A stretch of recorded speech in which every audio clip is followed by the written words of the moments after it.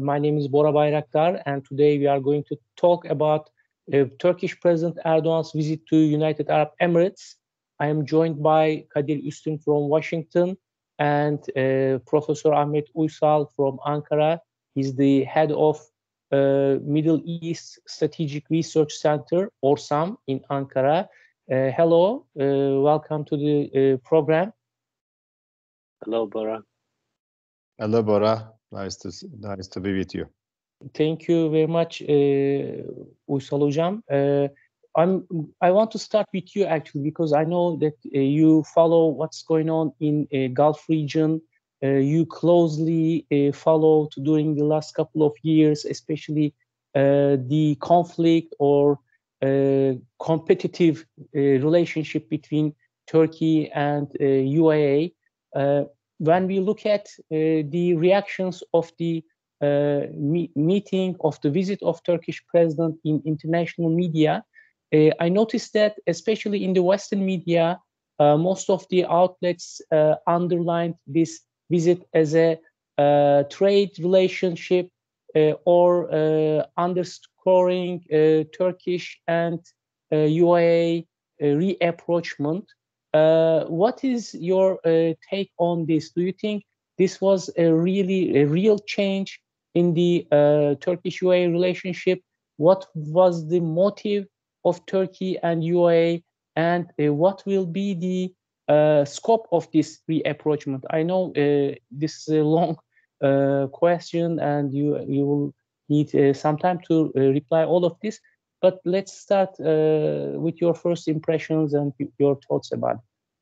Yes, I think this is a different start or a significant change in the regional relations after the Arab Spring.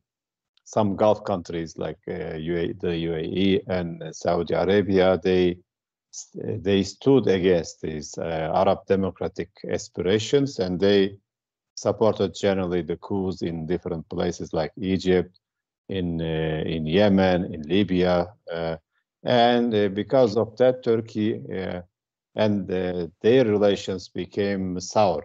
So after like 10 years, now we see a normalization, kind of coming to terms with each other, because nobody actually could win, but also those who try to change the changes or resist the changes, they realize this is taking too much of their energy.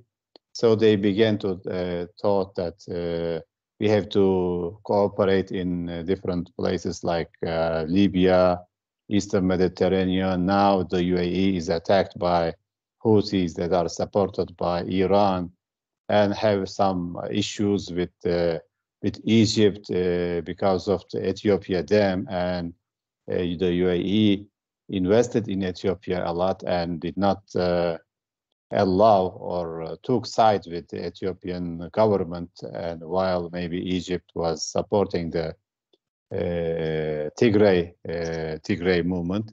There are also problems in Yemen and also with Iran. So the UAE felt that they have to have some kind of a balance and also a friend in the region. So they began to cooperate. But Turkey extended its hand to three regional countries at the same time, to the UAE, to Saudi Arabia, and to Egypt. And the UAE held Turkey's hand very strongly, very eagerly.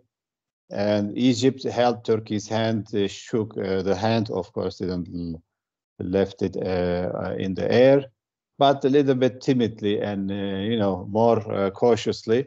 So in the end, Saudi Arabia is still hesitant, but Turkey did not distinguish between these three different sides, and Turkey also believes in regional cooperation to solve regional problems. And as you know, the region has plenty of issues, crises, and problems. So regional cooperation is a must. And it looks like other countries begin to come to that point that nobody can win over the other. So it is better to cooperate. And the visit was very much paid attention in the Arab world. I am following that very closely, and especially inside the UAE. After, before a couple of years ago, they were, kind of very negative attitude toward Turkey. Now there is a welcome. Turkey. Erdogan also attended Expo 2020 that was delayed due to Corona, and also big show of presence with businessmen, diplomats, etc. So I think it was a successful meeting that also was explained in the statements, official statements later on. So this is like a business plus politics plus kind of a normalization, calming down or toning down the discrepancies. So this maybe summary. I'd like to ask Professor Uysal, what will be the outcomes or consequences of this visit? What should we expect? For example, in Libya, do you think now Turkey and UAE will be cooperating, or just they will limit their competition between each other? What do you think, especially when it comes to Libya and Syria and other problematic countries in the region? I think it's going to have a major impact between the bilateral relations between the UAE and Turkey. It is now, what is interesting is that they began to talk. That's a good thing. And so after talking more detail, maybe they can realize they can have common interest. They can live together, or they can kind of adopt a more reconciliatory approach toward each other. It was before, especially with the Arab Spring, as I said, and the UAE, sometime they entered this ideological stance toward Turkey, considering Turkey as like a Muslim brotherhood. This wasn't true, but they acted like that. So when they began to talk, I think they can agree on many issues. Turkey is still a secular country, even though people are, pious and religious. But Turkey is also open to the world, and the UAE also wants to be open to the world, and they all also want to connect to Europe through Turkey. So there is room for general discussion and agreement, and also some of the crises are kind of maybe I see it. The UAE is pushed into these crises, like in Libya, supporting Sisi, and Yemen, for example. All these, I think, are bigger than one country, not only the UAE, considering it's a little bit small-sized country, but also all these conflicts are too big to handle for anybody, for America, for Russia, for Turkey. So they began to realize, there is no permanent alliance, permanent friendship, especially when they fell maybe at opposite sides with Egypt, and in Yemen with Saudi Arabia, and a little bit maybe understanding with Saudi Arabia upset it Houthis, and now Houthis are attacking them. So they have issues in the region, and they cannot solve it so quickly. And they are also not on the winning, especially after the Qatar embargo. With the Saudi Arabia, they lost. Also, to bring Haftar to power in Libya, they also lost, and they also met with the hard power by Turkey supporting the Accord government, Sarraj government, and still supporting the legitimate government. But now the question that you are asking also very relevant, because now Turkey and Emirates, they look like they are supporting the current Accord government verified by Libyan committee and also committees, 75 people, and then by the UN also. But at the same time, Egypt and France are provoking Bash Agha to be a prime minister or to lead the country in cooperation with Aguila Saleh, who is very close to Egypt, and Haftar also. He's playing with France and the UAE, but I see this time the UAE is not as committed to Haftar. He's also a losing horse in the country. Nobody wants him, but he has the army and weapons, so he's still forcing himself by his sons also, but by foreign support. So there is, I think, also lack of unity in the pro-coup camp or anti-democratic camp in Libya. So I think this gives a chance for Turkey to maneuver, to negotiate, to maybe stabilize, because the UAE also invested a lot and spent a lot of money. They want to get it as quickly as a payback, and Libya need to be stable for this purpose. You need to be producing oil and gas. Also, UAE is a investor country, investing in a lot of countries with the infrastructure, especially with the sea trade, I mean logistics and naval trade. So they are very much interested in this, and they want to stabilize maybe Libya this time, and we'll see. But there is room for a lot of discussion with Turkey, maybe also a cooperation. So the situation changed from the past year around or a couple of years ago. Ahmet Hocam, I wanted to ask you about, you follow the Arab world really well.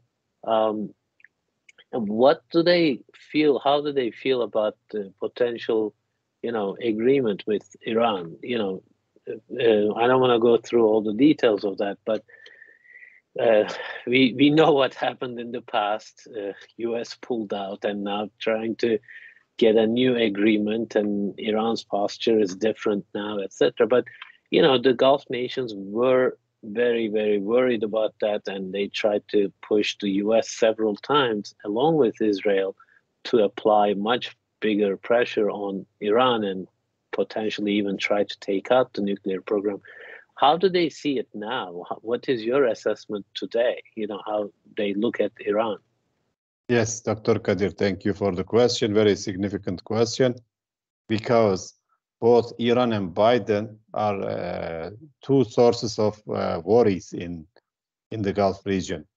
The Biden talking to Iran and reviving the nuclear deal, and the concessions Obama gave to Iran, especially at the expense of Arabs in Syria, in Yemen, also Iran, as you can imagine, entered with the kind of blink or kind of a green light, or almost like a green light from America, and this is worrying. And they were happy with Trump, and Biden came to power again,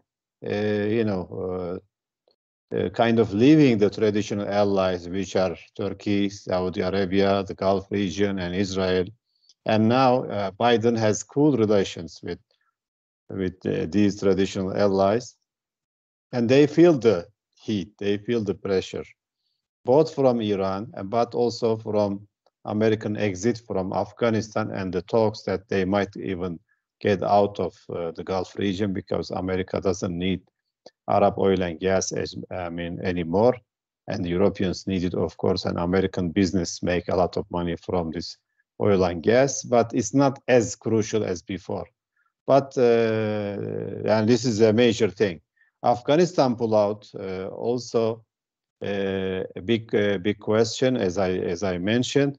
But at the same time, Iran is attacking them. Yeah, that's worrying, because, as you remember, after maybe a couple of years ago, Houthis attacked. They said the Houthis. I don't know if it is Iran directly attacking the Saudi Arabia and today the UAE. But there is attacks for sure, and these are hurting these Gulf countries, and they don't have armies. They depend on American defense. But if America made a deal and they sell them off, they feel these worries, and as suddenly or surprisingly America exited from Afghanistan, they are worried that they might also leave them.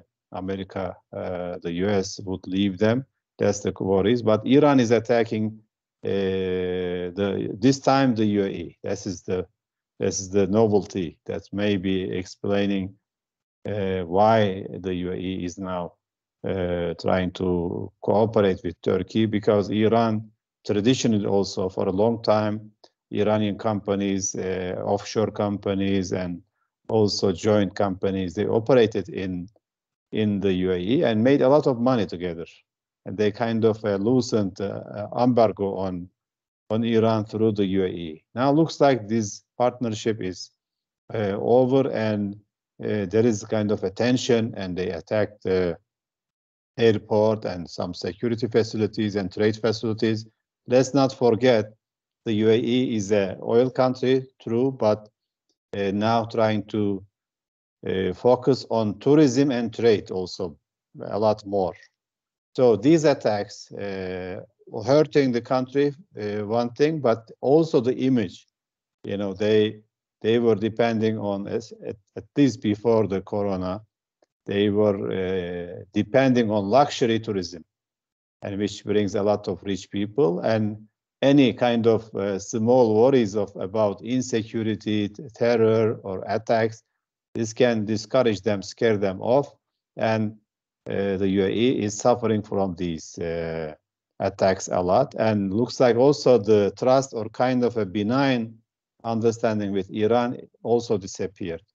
So you can sense the source of or the sense of insecurity in the Gulf region, and they don't no country, I can say, are happy about the Iranian deal. They want Iran to be tamed, but they bet on Obama. I mean, they bet on Trump attitude toward Iran, but also Trump fell short to stop Iran or attack Iran. But Biden is very soft on Iran, and this is worrying for them. So the nuclear deal is, or the negotiations overall, doesn't appeal, doesn't make the Gulf countries happy. Maybe the least would be Oman. They have traditional good relations with Iran, but they might be even not so happy about that, because Iran is a big country. If they are strong with this today's current perspective, which is more ambitious and more assertive toward the region, I think almost all countries would be worried about the Iranian kind of loosening, and things are getting better. They don't like it. Another very quick question, Bora. This, Biden's announcement of Qatar as a major non-NATO ally, how was that received in the region? That's another issue now, especially when you look at the Saudi Arabia. They invested in Trump so much. They bought a lot of weapons, or they spent this money. I'm not sure if it is weapons, but they say it is for weapons. And it is a huge chunk of money. It's $450 billion were given to Trump to make sure that they feel safe, and America is with them. And they, at the same time, they applied the embargo or siege against Qatar. They want to suffocate and also make him surrender to the big brothers, which is Saudi Arabia and Emirates. And of course, after the Trump exit and Biden coming to power now, of course, Turkey's support, which is one reason also I think they want to rethink the Turkey approach, because Turkey's friends are winning. Turkey is also remaining strong. made them or helped them to rethink about Turkey's policy. But at the end, the question is very relevant. They are the one who spent for this glory in a way or success, and they failed to make Qatar surrender or come after them, follow them. And now Qatar's star is more shiny, and in Afghanistan, in Palestine, with relations with America, and America announced it's like a very strategic ally, non-NATO ally, most valuable non-NATO ally, very kind of I kind of sense the jealousy. We are paying the price to America, and now Qatar is enjoying the glory, in their opinion. Wouldn't look nice on them. But also the same with the Erdogan visit to the UAE. We said Turkey doesn't sell its allies and friends, and this is not against Qatar. Qatar should be also relaxed and happy about the overall cooperation in the region. It's happiness is happiness can grow when you share. So if you share the wealth and share the happiness or friendship, we can. This doesn't, take away from the others. But the question is very relevant. They should be, the picture didn't please the ones who paid the big money to America. Trump didn't put them in his pocket. It's American companies and American arms sectors that are profiting, but they are not even appreciated. That's the sad part for Saudi Arabia and the UAE. So they should be kind of worried about that. Hocam, can we also say that, we talked about Iran as a threat for Gulf countries? I think the security of Gulf and Eastern Mediterranean is interlinked these days. On the one hand, security of Gulf countries against Iran, and Israel is also very concerned about Iranian attitude. But also, I want to bring two other actors in the region, Russia and China. They are also investing this region, and they are in competition with Western countries, especially the US, EU are very concerned about Chinese and Russian existence in the region. So do you think... Before you get into this, I just want to add one small thing that is also making Turkey look strong, is the kind of relative failure of this deal of the century. The Arab countries would be, embracing Israel, would be like happy and happy neighborhood, all peace and all these talks. Trump gave them, empty check or blank check to do what, to give Israel a blank check to write anything they like. But this didn't go through as much as they like. The official naming and everybody becoming normalizing with Israel is not the case. Some countries, of course, normalized, but they didn't get the benefit from that. And there's another failure that this or anti-democracy camp, let's say, are facing. So this makes Turkey look stronger in this. But other actors also are, if you want to complete your question, the other actors are also very important in the struggle in the region. Yes. Yeah. I was just going to ask, Turkey's performance in Syria, in Karabakh, in Libya. Do you think? What is your impression in Arab media?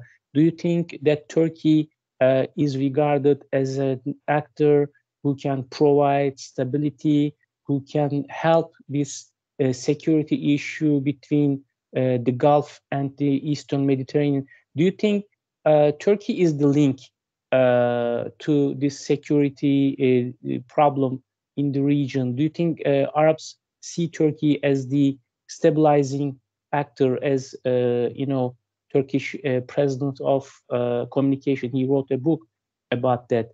Turkey is a stabilizing power. Do you think this view is shared by Arab countries? This is my last question. Yes, definitely. I see that it is shared by the Arab public opinion. There is, several polls proving that, and Turkey's stance comes out very strong in this, and sympathy for Turkey's approach. Plus, Turkey also has proved that can make a difference, can defend itself, can defend its allies.